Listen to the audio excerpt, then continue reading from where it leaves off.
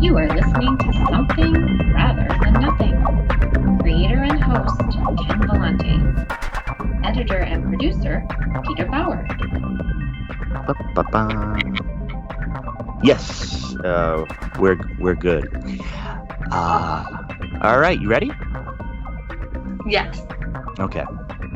You're listening to the podcast Something Rather Than Nothing, and this week we have a great guest, multi-talented artist, Joanna Valente, and we're talking to her from the East Coast, out in Brooklyn.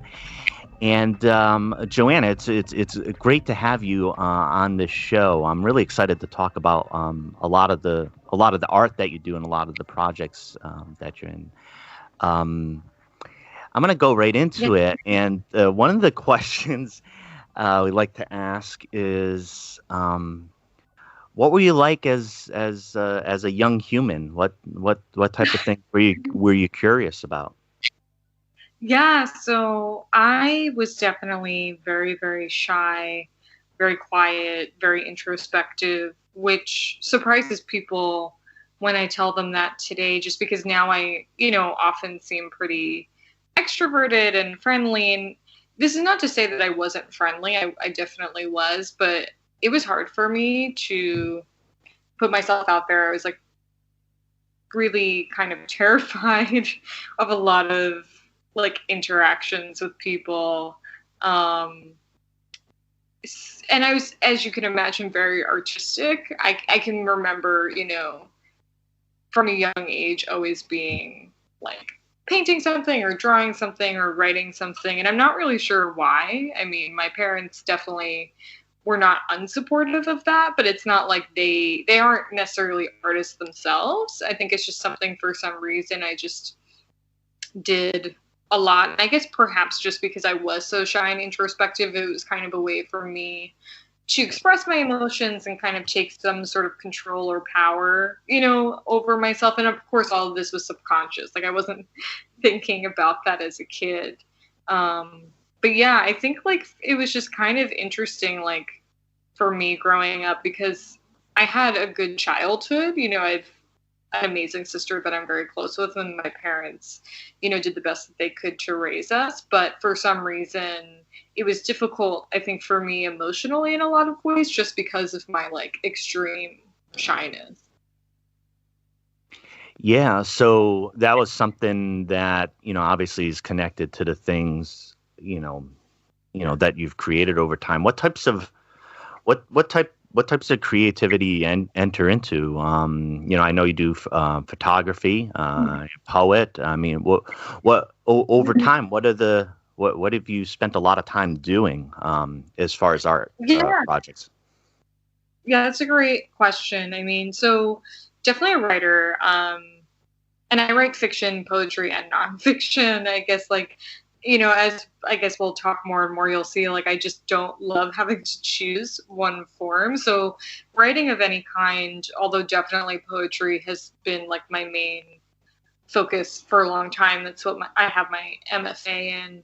And visual art as a whole, I would say photography and like painting and illustration also are my main forms. But I've always loved to just dabble in everything as much as possible. I do collage art as well, just because I kind of believe that the more you do, art or otherwise, like the smarter you are, the better you can understand yourself, perceive the world in different ways. I kind of liken it to a kaleidoscope, and that like the more you open yourself to, like the more you'll be able to see these different ways to perceive the world around us. I would say I've always been really visually oriented. Like I was a visual artist before I was a writer, actually. And I mean, I've done both since I was a child, but for most of my childhood, I was really primarily focusing on my visual art. So I think that probably makes a lot of sense because even my writing is so image based. And Yes. Even when I write, I'm kind of translating images that I have in my head. So I definitely obviously am a writer, and a lot of people know me as a writer, but I think like ironically, like being a visual artist has always been the most natural and organic for me. So I think it's kind of funny when people don't even realize like that visual art's so important to me. I think just because for such a long time I was publicizing mostly just my writing. And I think like in the last several years I've been trying to kind of change that and really kind of put my visual art on the forefront again. And I think that was just a natural inclination that happened after I got my MFA in writing, because like you're encouraged basically to like live and breathe and die by your writing, which I'm not criticizing that, but I think sometimes you can get lost in like the literary world and like forget that there are other modes of operation and art that you can do. Yeah, and I was thinking about your work in interview questions yesterday, and I started to think about something that you mentioned about images, because I saw that in your work, and there's different ways of Sure. of trying to present that, and obviously there's a huge creative act in creating a photograph, but that's one particular type of medium, and I do. See in your poetry, those images that come up where you evoke in a poetic way, which is different than, just sheer description. Sure. It's painting in the photographs and the poems. It seemed to me a lot, and I've been really thinking about a lot about this, is, less strictly descriptive and more of the presentation of an image throughout your work. And I think you pretty much said that. Is that the main driver as far as the content? Is that you're presenting an image, or that's helpful for you? Is that the best way to put it? No, that definitely makes sense. I think it's kind of a mix of both. I think it's more like I definitely have, feelings and emotions and like narratives. And like sort of concepts that I want to get across in my writing. I think I often think of things as like cinematic movie scenes. So everything kind of like comes to me in these like momentary images or movements. And then I think I try to translate those as poems. So I think in some way I always think of my poems as having a narrative, like they're kind of like short stories or novels. Like all of my poetry books, I would say, are almost like they're all narratives and stories that I tell through the poems themselves. So they're not unlike what we would consider a short story or a novel. They're just kind of written in these momentary vignettes, kind of like films or short films. And I think that's how I kind of think of my poetry in particular, is just having these like cinematic qualities, and like each poem is kind of its own moment that the reader is supposed to inhabit. Yeah. I wanted to zoom in on, you do some, I think it might even refer to them as Twin Peaks poems, right? Yes. And you and I have, communicated a bit about this when you're in Twin Peaks, when you're a Twin Peaks fan, a Twin Peaks freak. I'll qualify myself as that. You enter into that world, and I think it's a very wild, violent, beautiful, fantastic, scary, but ultimately poetic place. When you're doing, Sure. Well, first of all, tell us about one Twin Peaks poem you did, and how you go about trying to bring that world out in your poetry. Sure. So, it's kind of interesting because I never really thought of myself as someone who really commented much on pop culture for a while. But then I realized that I do, which is kind of a funny realization, because I always have. Like, ever since my first book, even like with my first book, that is like what I would consider in some ways my most formal collection, I reference a lot of like literature and film and songs, which are still pop culture. I think when we reference things like even Emily Dickinson or Walt Whitman, like we don't necessarily think of it as pop culture, but it is. It was at the time. It's part of our canon and our living history. And then, of course, like, I've evolved and changed as a writer over time and started doing more of like actual, like in the moment pop culture. And, I'm obsessed with David Lynch as a whole, and Twin Peaks is a big deal for me. I first discovered it when I was in high school. So when the third season came out, I was, super excited, and I watched it and I loved it. I loved the third season more than, to be honest, the original, because I felt like it was Lynch at his best, like kind of putting together the duality of like darkness and camp and surreal and mundane. And that's always something that I've been obsessed with in my own art. I mean, you can definitely say Lynch is a huge inspiration for me since I was a teenager. So I think when I watched the third season, I started thinking about it in terms of the queer body, spirituality, sexuality, gender, all of these different things that I'm already obsessed with. And like, particularly I think with Killer Bob, I think it's easy to just kind of like be like, oh, Killer Bob is just like this evil demon dude or whatever we really want to call him, a spirit from some other dimension. And like, while this is definitely true that he is like the archetypal abuser and like sort of demonic force, I also think it was interesting just for me to think about, well, why? And is that just because someone is that way, it doesn't mean they're not their own victim or a victim of something else. And I was trying to really get behind the psychology of Killer Bob. So I actually wrote an entire collection of poems called Killer Bob, a Love Story, because it's just a side project I was working on just while I was like doing a bunch of other things, because I'm a freak and work on like a million things at once. So then when I really began to inhabit Bob as a persona, I really got into like the rest of the universe of Twin Peaks and like other characters like Laura, of course, or Bobby, etc. Like all of the characters kind of make their way through the collection. And so it was kind of interesting just because like I have all of these poems that basically are doing all of that. And like one of them is called like Killer Bob Variations in Blue. And I think that just kind of came to mind to me right now, just because I'm trying to humanize the figure of Bob and just humanize like all of these ideas of like how people become abusers, what happens when you identify as queer in a world that's not queer friendly. Since like I'm kind of writing and inhabiting Bob as like a queer figure. Although that's never been like obviously explicitly stated by any means in the show.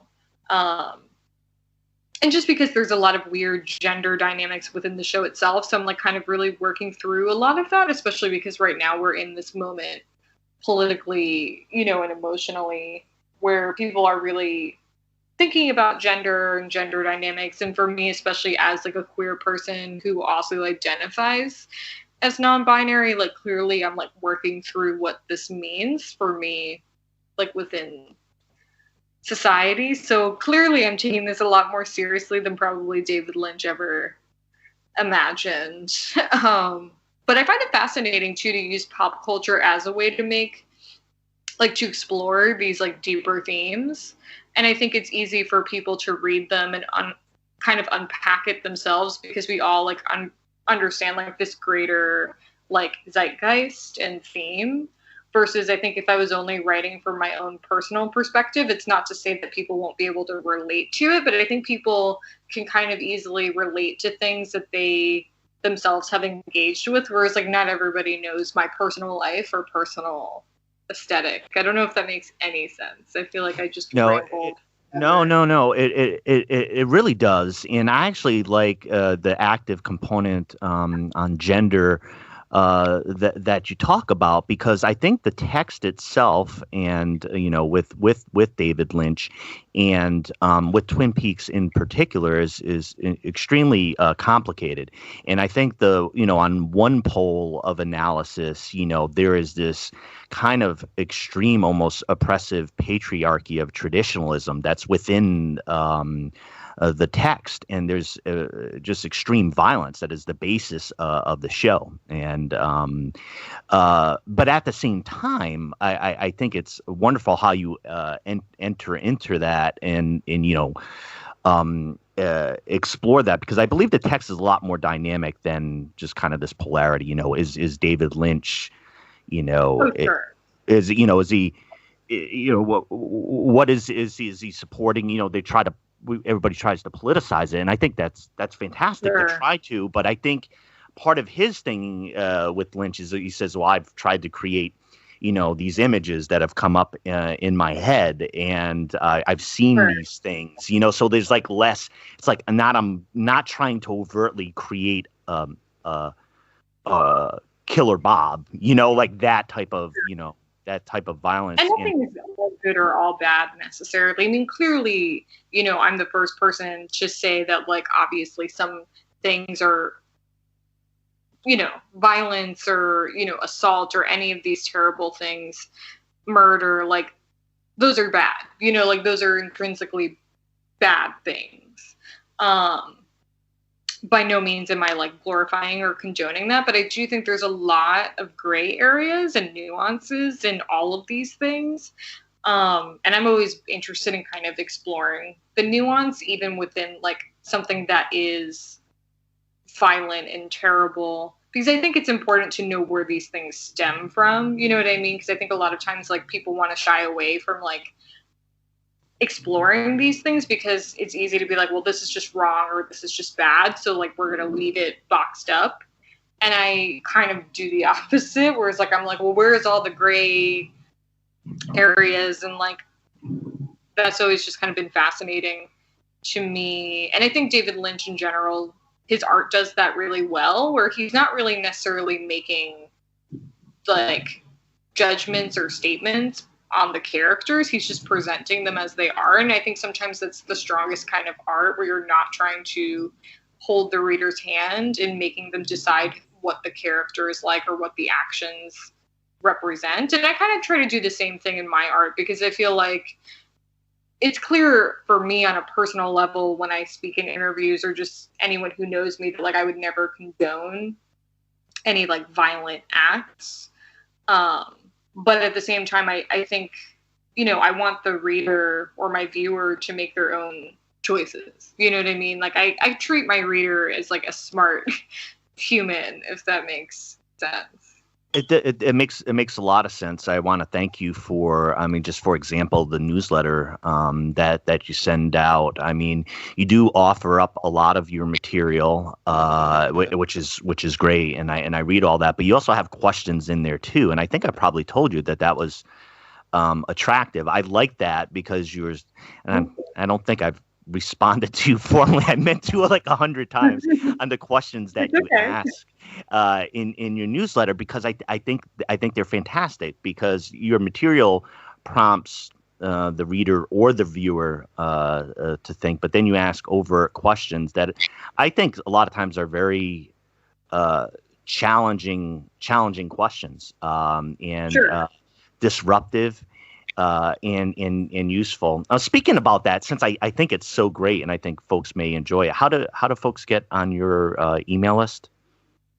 They can just subscribe. So when like you go to the link to the newsletter, you can like click on this like subscribe section, and you can just like enter your email address and do your thing. And it's nice because people can kind of voluntarily do it and like sign up and all of that fun stuff. And I like it because it's a smaller medium. Like clearly, like I'm on every social media site possible, basically, just as an artist for my art. Sure. But I feel like the newsletter is kind of like my virtual diary. And even though I'm not always like as candid, obviously, as I could be, as if it was my private journal, like I try to be as like vulnerable as possible while also being like respectful of like people's boundaries, because obviously I wouldn't want to like talk about like all of my personal relationships, because that would be exploitative for like the people within them.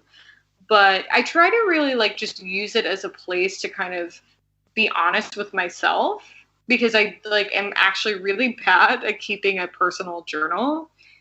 you'd think I'd be good at it, but I'm really not. And I think like for me, this was actually just like a selfish exercise to make myself accountable to like my own feelings, even if I'm kind of like obscuring them a little bit. And it was also just kind of a way for me to like highlight like other things that I like writing by other people, music I'm listening to, and just kind of use it as a way to promote others and bring others up and like be vulnerable and like ask questions that like are both for myself and my friends, because I feel like I have so many people in my life that I care about, but I can't necessarily talk to every day. And this is also kind of a way for me to like keep in touch and like keep us honest, if that makes sense.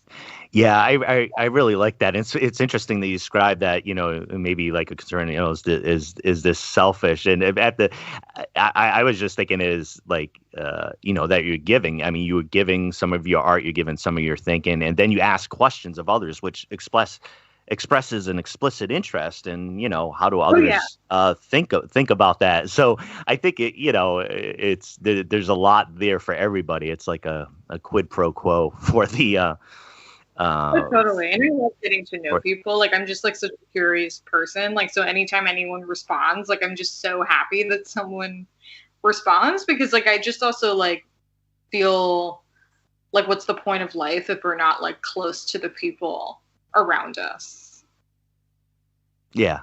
I can definitely connect with that. And then the power of art or communication there to help bridge that. I want to ask a couple a little bit bigger questions about art itself, and I know you've touched on some of this, but one of the questions I'm always interested is about creating. Do you feel in creating art, in what you create, that you're just absolutely compelled to do it, or do you know, kind of make a little bit more of an active choice, saying, you know, I want to create this, you know, whether you're compelled or not. So how is it? What is your process like? I mean, you just compelled? I mean, so that's the question. Yeah. Yeah, no, of course. I mean, it's a great question, and it's like a super complicated question for me, as you can imagine. Like nothing I do is ever, I mean, everything I do is simple and yet complicated. I'm sure you understand that duality. So on one hand, the simple answer is that I'm compelled. I mean, making art for me is just how I process my feelings and my emotions and the world around me, which I think has always been useful for me as like a self-aware person and not taking like my emotions out on other people. So for me, it's definitely also a form of therapy. I know for some artists that's not the case. For me, it definitely is. So a lot of times I'm just creating stuff just because I have to. I also just find it fun. I just find like making art really enjoyable. Like it doesn't feel like a job for me. And I spend a lot of my time doing that because like I'm not a big partier and I like don't stay out late. I'm like kind of always been an old lady that way. So I think because of like that, like the time I would spend going out, I usually kind of just spend making art. I think on the other hand, though, I definitely also do purposely want to set out to like make different concepts that I find interesting or things that are important to me. So I think it's like kind of a mix of both. And I definitely do schedule like time for those concepts. Like for instance, like my book, Marys of the Sea, is about sexual assault and abortion, which are things that have happened to me. And so on one hand, like the poems definitely obviously were written as an act that I couldn't even control. Like I was compelled to write them for my own mental health and just understanding what happened to me. But on the other hand, I definitely like thought of the concept of using like Mother Mary and Mary Magdalene as like the personas of the book and like really refined the concept and the narrative of the book to be something outside of myself, and also just to comment on those tropes and on Christianity, which I was raised in. So it's kind of a mix of both, because I think in a lot of ways I'm also like all about concepts. Like I love concept albums. Like I'm that person that like loves when like musicians do that. And I think I kind of look at writing the same way, or really any of my art. Like everything I do is like within a particular theme. Like I'm not the kind of person that really just releases like random like collections or poetry books or art. Like everything kind of fits within some kind of series, I think. Which I think makes it easier for me to finish something too, because I think when you know the concept is done, like you can actually just kind of like edit it or like refine it, versus I think I find it a little overwhelming to work without a concept, because it's hard, I think, for me to really place a theme. So I don't know if that makes any sense, but also I think also, as someone who has like a day job, you kind of do have to be really diligent and scheduled, because like so much of my day is obviously dedicated to my job. So I think because of that too, like I am very scheduled with my art and do kind of refine it, but at the same time I also like find, you know, spare moments throughout my day just to make art. So like I really utilize like my subway commute, or like when I take walks, or like maybe I have a half hour before I'm meeting someone for dinner. So I also kind of like utilize my time, I think, really well. And like that also, I'm sure, affects my art, you know, the brevity of time.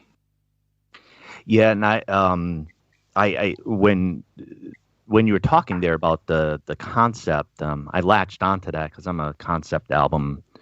I never thought about it in that sense. You know, like, are you a sucker for concept albums? I am, and it sounds like that you are, and it's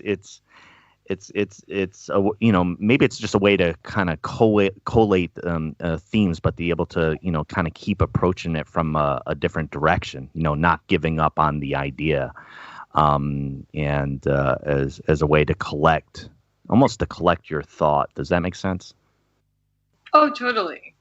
Yeah, I'm asking you that question. Every time we've been talking now, when you say, does that make any sense whatsoever? Everything that you said's made total sense to me. So it's a prompt a lot of times. Yeah, that's really helpful. Now, I've been asking you questions about, you know, creating art. You've been talking about, you know, spaces and time when you're doing it, you know, the freedom, but also the schedule and diligence, and you know, you enjoy creating art. But what is art, or what is art to you? Oh man, that's a question. So I think on the simplest side of it, I think art is something that comments on the society in which we live and exist. I think it is supposed to make us think deeper about why we do the things that we do. I have always looked at art as being very progressive and political. And I think it's, you know, that's also just the way that I was taught, I think, in general, is like, how can we be better people? And art is kind of a way for us to be able to do that. So I think like the question of like what good or bad art is so like irrelevant to me, because I think art, if it makes you question and rethink things, or, you know, see things in a new way, or change your perception, like that's art. And I think anything can be art because of that, because, you know, if you see a building that makes you think about life in a new way, you know, like whether it's sustainable or just how you exist within a space, like that's art. You know, a drawing that might not even be like a masterfully crafted drawing, like if somehow that makes you see things in a new light, I think that's art. And I think, like, honestly, thinking of art in simple terms like that is kind of less confusing for me, whereas I think the more like conceptual we get about what art is or what art isn't, like I think also just kind of defeats the purpose for me. The in when I've asked that question, what is art? You know, I think it's one of the reasons why I love the question so much, and it is intimidating. It's just I think that a lot of regular folks don't necessarily think in a philosophical way. Think about that Sure. question because we make so many judgments and evaluation, whether it's the TV shows that we watch, or whether it's music. We're saying that this is art, or that's not art, or that's crap, or music was art back in the 70s. I mean, there's a lot of comments around whether something falls in the category of it or not. And I like asking, and I think a lot of people engage in the question. It's just they don't quite realize they're doing philosophy. And the way that you ask, like I said, questions in your newsletter and questions in general and interrogate, I think that you're active in doing that. And that's why I really enjoy asking you these questions. I came in contact with your work through a friend of mine, and somebody Bun Quang Tuan, BK Tuan, Yeah. a poet and somebody that I've known, and we've been able to reconnect online. He's also somebody that you collaborated with. He's also somebody who was on this podcast, Something Rather Than Nothing. I got a clip here from him that I'm going to play from the episode with BK. And I'm going to play that, and I'm going to stop it, and I'm just going to ask you to comment on some of the question that he's asking you. There's one actually related to you. There's Joanna Valente, who you've worked with before. Right. Yeah, Okay. she made. Hello. Yeah, she is a future guest as well. And my understanding now that you had done some poetry, but also she had done some drawings or sketchings that went along with that. Could you talk about that process and what your intent and what you're trying to do with that? Yeah, I would like to actually send her via email a list of questions about the process. I was really interested in how she would. This is I'm just sort of. And I haven't thought about this very clearly, so the words might not be right. But how does she translate from one medium to another? What does she notice? What does she pick up? How can she relate my experience of being a refugee Cambodian orphan in America? How does she relate to that otherness? So those are some questions that I really want her to tackle once she is done with her sketching. And so BK had a lot of other questions as well. Sure. And towards the end of that discussion with him, he had mentioned, the what if, what if I just, if she sent me, one of the drawings, and then I were to create a poem out of that, which was just a fantastic interplay. But you heard the questions there that came from BK that he indicated he might end up emailing you anyways. So, so your response to what BK was asking. Sure, which I think are amazing questions. And of course, I've thought about them a lot before and after he asked them. And we've kind of talked a little bit, of course, about things as we've been collaborating. So I think on one hand, his poems are similar to mine in the sense that, like, while we definitely have, of course, different aesthetics and ways of using language, I think his poems are also really momentary and like cinematic and image based. A lot of them like focus on or inhabit these moments in time, whether they were, him as a child kind of remembering his life there, or even like poems about or to his wife. And I think that was one thing that I noticed about his poems from the get-go, even like before we started collaborating, was that, and I really appreciate that in general because I love narratives. I felt like through the poems, I could understand the speaker really well and like relate to them in that way. So when he, asked me if I was interested in doing an illustrative collaboration, I definitely said yes, because I felt like it would be so easy for me to translate the poems into illustrations, because I felt like they lend themselves really easily to that. So on that level, that's kind of a very simple way, of course. And when I do that, I kind of try to inhabit the speaker's like landscape or mind, so to speak. In the sense of like the otherness, that's such a great question, because of course on one hand I'm not a refugee nor an immigrant. I was born and raised in New York. So it's kind of an interesting thing, because on one hand, I kind of use the experience of my grandparents who came over to the US. My parents are first generation. So I'm very close in particular with my grandmother, who I actually wrote an entire chapbook on, because she came to the US from Greece. And I was always kind of fascinated by her childhood and like early adulthood, and assimilating into American culture and feeling othered, and really trying to like navigate an identity, especially as a woman, during the 40s and 50s, because she was born in the early 20s. So I think I was already kind of in that mindset of like exploring what otherness in the US is.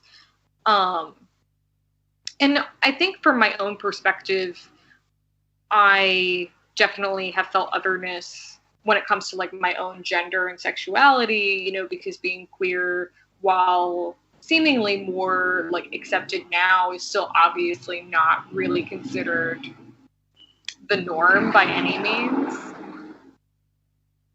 And I think obviously, especially in this current political climate, there's like a lot of pushback. And I think especially like identifying as non-binary is still like so new of a concept to people, and like some people have never even heard of it. And I think it can be confusing, especially as like I present very femme or feminine, and I think people are confused, if you don't present as androgynous or something else, like what does that mean?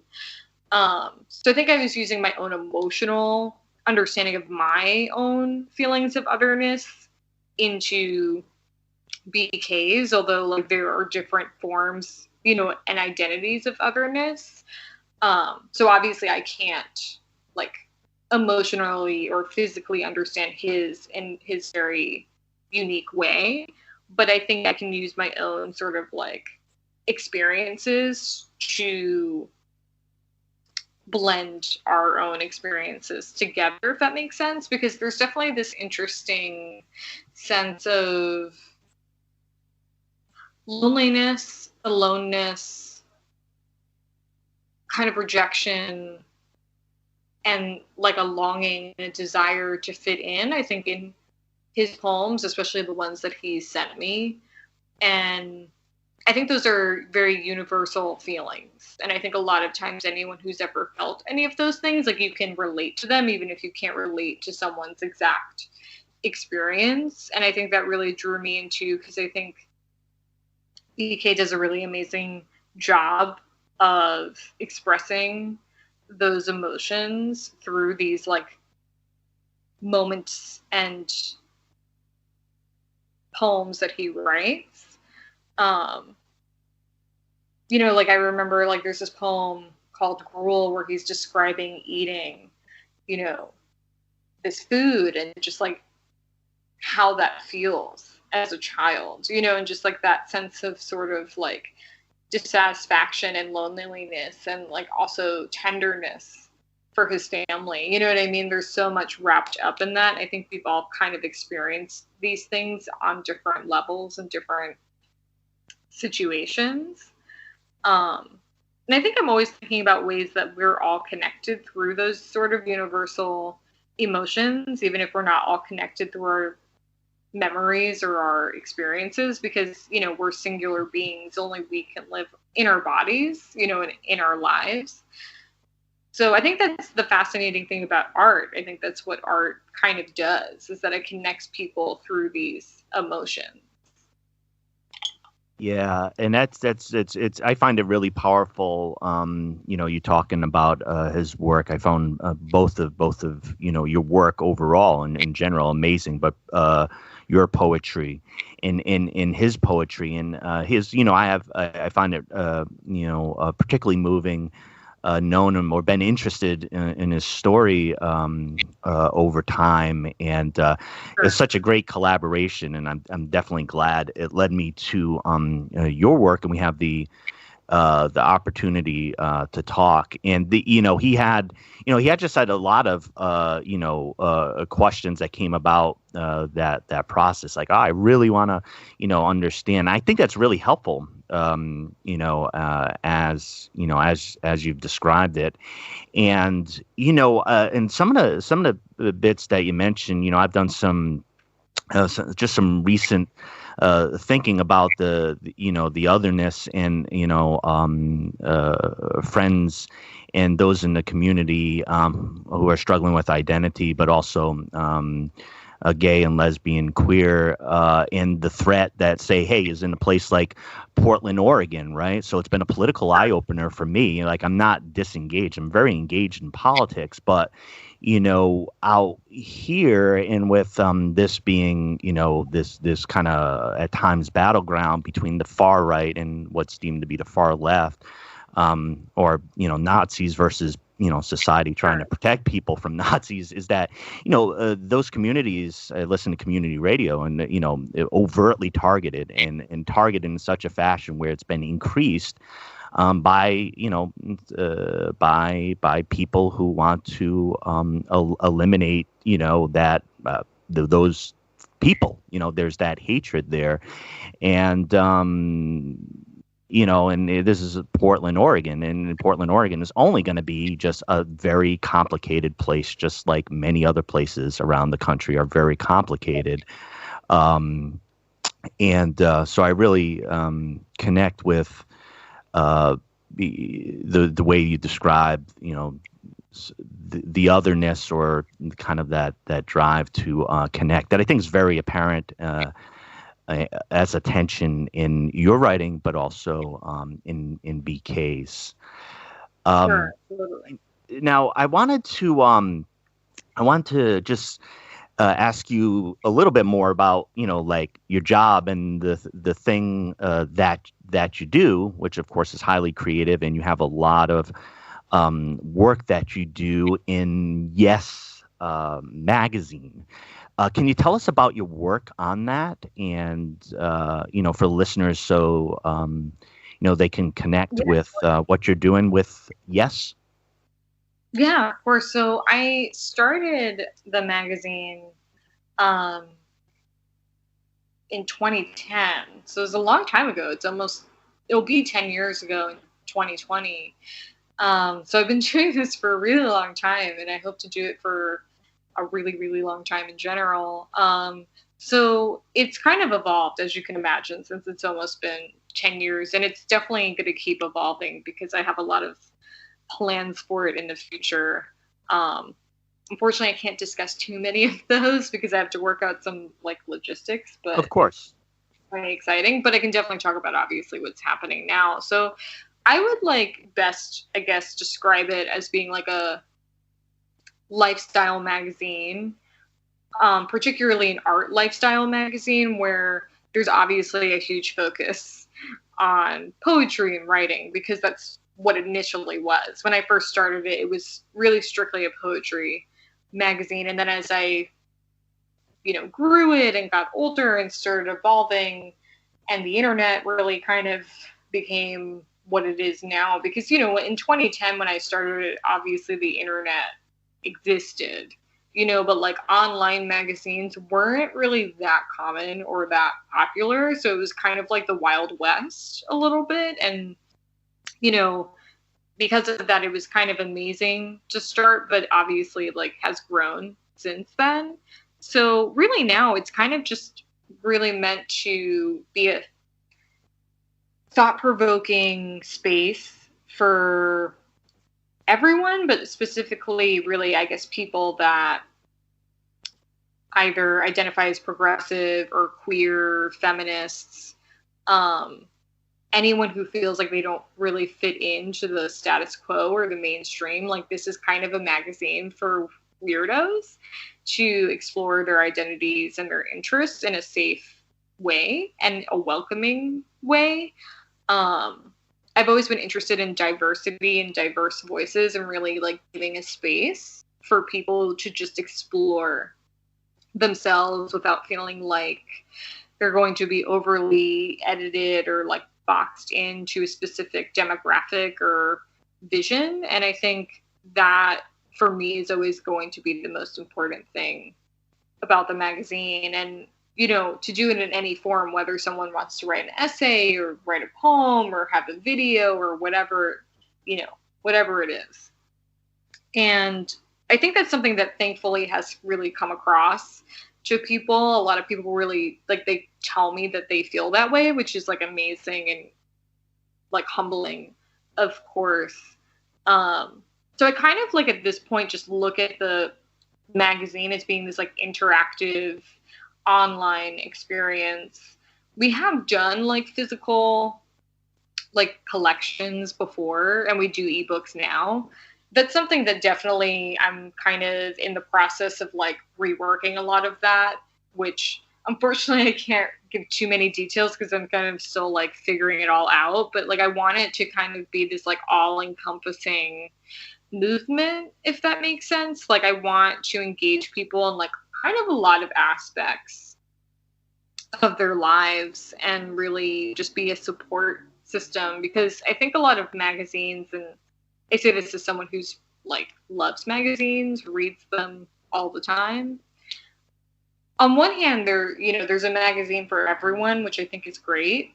But on the other hand, I think sometimes things get too niche to the point that you can no longer really relate to it, or you feel like, oh, okay, I like this magazine, but I gotta get this other thing out of this other magazine. And like, you're kind of like reading like 20,000 magazines to kind of fill your entire like identity. And I totally understand that as someone who's worked at various magazines like in my life. And I understand like needing to fit like essays into like the voice of the overall like aesthetic, like whether it's the New Yorker or the New York Times or like, you know, Glamour or, you know, New York Magazine. Like, you know, anytime you mention these names, you like definitely get a sense of like what these are about. Like, you know, anytime anyone's ever read the New York Times, you know what their aesthetic is. And I think actually I've been trying to dismantle that, I think, with Yes Poetry, just because I want it to be a magazine where anyone can read it. Like, obviously it's not going to be for everyone. Like, I doubt someone who's like a Trump supporter or like a super conservative far right person is going to read the magazine because it's super liberal. But at the same time, I don't want someone to feel like, well, I'm queer, I can't relate to this, or like I, you know, identify as a witch, like what about me? You know, I want everyone of different backgrounds to be able to like find something for themselves, if that makes sense. Yeah, I think it's very affirming, and it sounds like you, rather than the kind of, if I could say, the intermittent pieces that might be contributed with a traditional format magazine, it does sound like you're creating more of a community and allowing those contributions to help define the identity, right? Of your project, you know, just trying to get. Do you think you're trying to create more of a community with what you're doing? Oh, totally. Like, I think for me, creating like a community that's both like obviously like physical and tangible, but you know, also on like online and on the internet, like I think is so important for me, because I want people to feel seen. I want them to feel heard.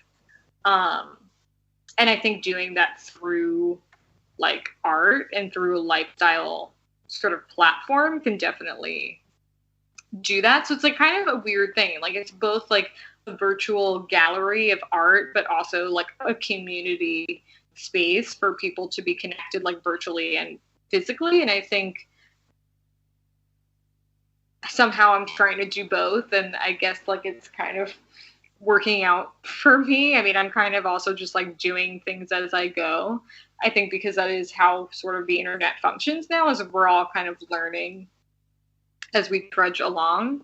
So it's kind of interesting because on one hand, like obviously the site is definitely unmistakably strange and weird, which is kind of my own like personal aesthetic. But on the other hand, I think just like it's almost its own beast at this point, you know, which I think you kind of hit on, where it's like when you visit the site, it's like a clamor of voices that somehow I've like put together, and it works somehow. Right. Yeah. I like that, and I hope listeners get to enjoy and come in contact more with Yes magazine. I know I'm going to do that myself. Joanna, I want to mention. I want to make two comments, or like Sure. let you know a couple things, and then ask just a couple more questions. First comment goes back to Twin Peaks season 3. I thought season 3 put Twin Peaks, the original Twin Peaks, to shame, and Twin Peaks, the original Twin Peaks, has been my favorite show ever since Twin Peaks season 3. So Sure. it was just, I agree. Just with, there's so much there. I've been almost intimidated to watch it again because, but it is a glorious, magnificent, massive season 3 that I think is greatest single season of TV I've seen. So I have a very high regard for it. The other one you might find interesting, future guest we're going to have is Zora von Pavanini, and she's actually from, has some Greek heritage, I guess I would say, as well. She also is in this fantastic documentary about Portland and Portland burlesque and about Portland creatives. It's on Netflix called Glitter Tribe. And if you haven't seen it, it might be something that you're quite interested in. It might very well interest you. And that sometime in a few weeks, Zora herself will be a guest, and she's just a fantastic, wonderful artist. So that's kind of like just a little note for you. So check it out. Yeah.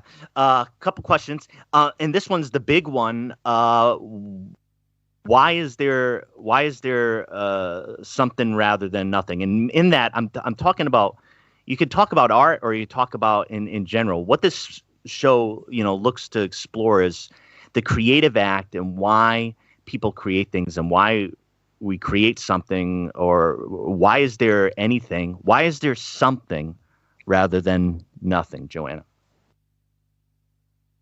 In general with art? Yeah. That's an interesting question. I guess, my first thought to that is just that we're all something. You know what I mean? Like, humans aren't nothing. We don't exist in, like, vacuums or voids. Everything we experience and touch, even our dreams, are something. They're real.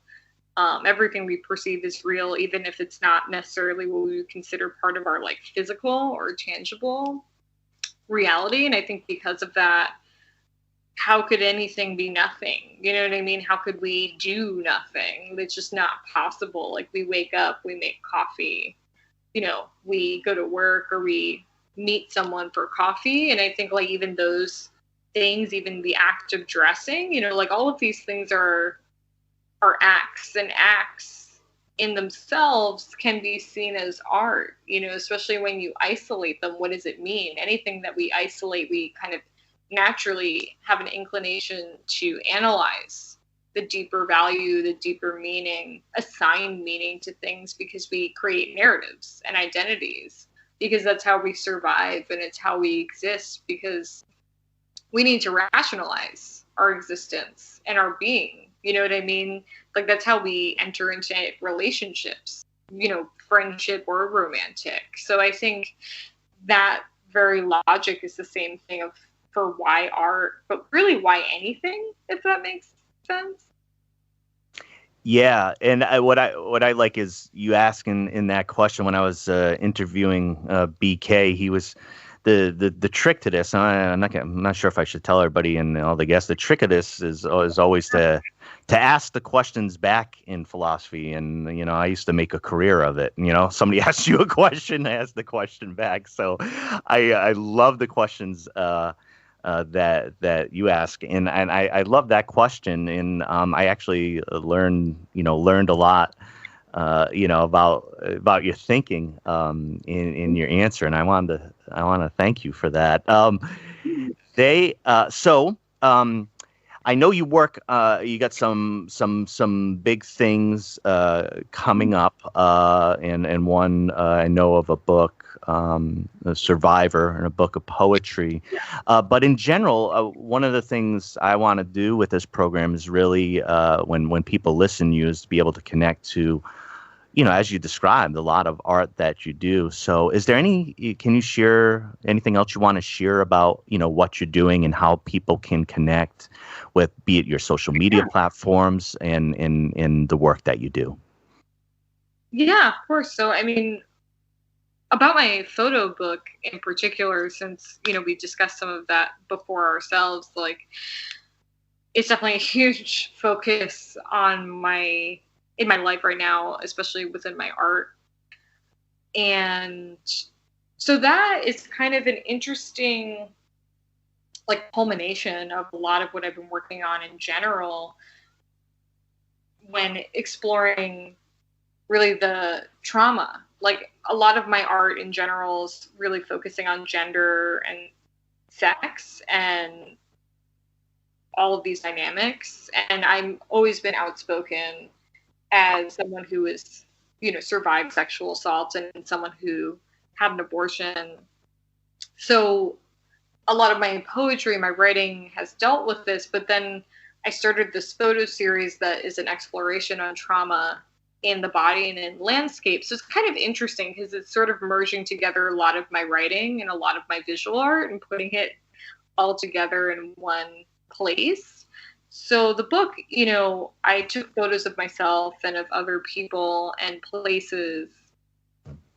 And it's kind of an amazing thing, whether or not someone likes it, whether or not my photos are actually good, I think is maybe beside the point for me. But I think just like being able to connect people through their various traumas and through our pain and show that there is, a light at the end of the tunnel, so to speak. Like, I'm trying with the book to focus on the positive aspect of surviving. We can survive. You will survive this, and everything passes. Like, our pain and trauma maybe doesn't go away. It's not like we can move on from it forever, but healing is a process. And I think healing allows us to take ownership over what happened to us and allows us to figure out ways to survive it and, like, live lives that we consider fulfilling. So that's kind of what the photo book is about. And it kind of all happened on a whim. I was just at an art residency about a year ago at this point to work on my novel, ironically. And instead I started this whole photo series, which was amazing, but also just kind of funny because I really didn't plan it out. I think my body just literally was like, you need to do this thing, and it needs to be a visual piece and involve other people and places. So that's coming out from RK Artists in 2020, around spring. I think we're hoping to launch it for AWP, which is happening in San Antonio this year. So that will be an exciting time. I was actually working on the manuscript this morning before we spoke. So yeah, that's kind of like been really my focus. I'm like excited for it to be over, but also like excited to be doing it. So So yeah, I don't know. I feel like there was another part to your question, but I got very Oh sidetracked. yeah, just in about that Survivor. I mean, for that and amongst your other works, I mean, the photographs are amazing. It's intense. Yeah. The work that you do, I'm so drawn to it because it really interrogates the reader or the viewer, and there's a lot of thought and there's disruption to it in order to cause change. So I work in labor movement, so I really connect to those images, those type of things that like are intended to kind of prompt and change, potentially advocate, and the work that you do as far as art given a community. The only other piece of the question is just making sure folks can connect, just see your stuff. Yeah, I know you're on Instagram. Did you have a website when you were describing the connecting to the newsletter? Was that a reference to the website? I just want to make sure folks knew that. No, so I know there's so many sites and things. So, I mean, it's actually really easy on one hand to find me. Thankfully, I guess if you just Google my name, I'm like everywhere, unfortunately. Um, but yeah, so the easiest ways to connect to me are like definitely social media. Like I'm Instagram is actually my favorite social media site because I feel like it's like both artistic but also personal, because a lot of times in the stories I share like my day-to-day goings on, and within like the actual feed itself I share a lot of my art. So that's just my name, so it's just like Joanna C. Valente. And like I'm on Twitter and Facebook too. And Twitter I also really like, because it's like kind of my snarkier self. It's kind of funny. I feel like the different social media sites have like different things that come out. Like my Instagram is definitely like personal and like artistic and visual and like kind of philosophical, whereas like my Twitter is kind of like a lot of my weird like snark and jokes. And that is Joanna Said. And Facebook is kind of my least favorite, to be honest. Like it's also just my name, but like, so that's easy to find, but I kind of don't love it. I feel like the algorithm is weird, and like sometimes it's useful for creating discussions, but I kind of can do that on the other sites as well. But I'm on it. I'm there. And then of course, like my newsletter I have, which is also like a very personal thing, and I really enjoy that. That's a little harder to find because it's not like I do link to it on my website. My website is just my name, which would be joannavalente.com. But yeah, I do the newsletter through Tiny Letter, which is like a kind of, I think, subsidiary of MailChimp, which is like this email platform. So that would just be like tinyletter.com/jvalente. So the fun thing is the theme, as you're seeing, is like everything's connected to my name because marketing, I guess, is a powerful thing. But yeah, I kind of also just encourage anyone who's ever like interested in anything that I do, just to like email me. And like I have my email on my website. I love emails. I will respond to everything, even if it takes me like a little while to respond. Like I always do, because it's just important for me, because I feel like if someone like actually took the time to like get in touch with me, like that's awesome, and like that's a potential like new friend basically. So yeah, I'm really easy to get in touch with, basically, is what I am saying. And I want to thank you for sharing that, and again for you sharing as an artist, as a human. And, I do think there's a lot of work that you do, that quite simply is brave and is important. And, I do think those things that you do, they're very helpful, and it's the kind of the gift of art. So I just really wanted to make sure that folks can connect with that. I want to thank you so much, Joanna, for being on the podcast. For my own reasons, I've learned a lot, and I really appreciate you taking the time, and I very much look forward to everything else that we'll see you create. Thank you, and thank you for having me. It was an honor and a pleasure, and this was super fun to do. Thanks, Joanna, and I hope you have a great day. You too. Thank you. You are listening to Something Rather Than Nothing.